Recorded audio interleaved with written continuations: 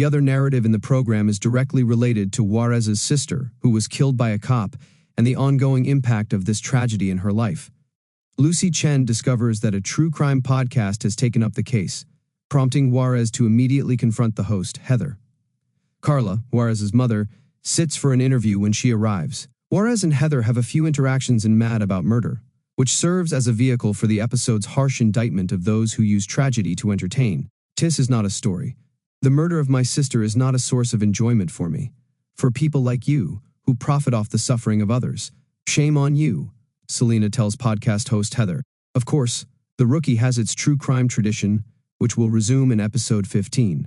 These documentary-style episodes contrast with the exploitative character of the podcasts. Heather describes Juarez and the ongoing inquiry into the abduction of a young woman as Texitend, and believes that victims rely on her to keep the memory of victims alive in the minds of their loved ones.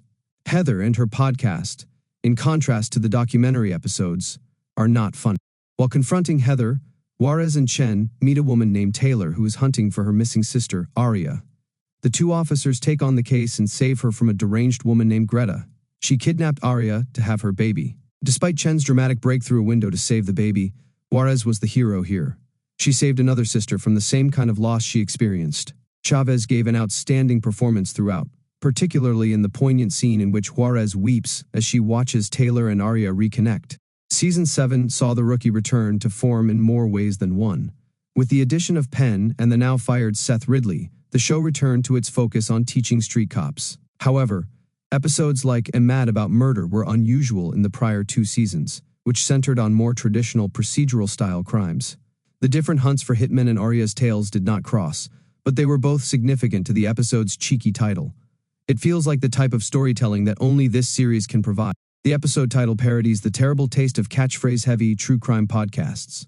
The term also alludes to Malvado's prior portrayal as a killer who enjoys his profession. Juarez's early appearances divided the Rookie fans, with some enjoying her antics and others not.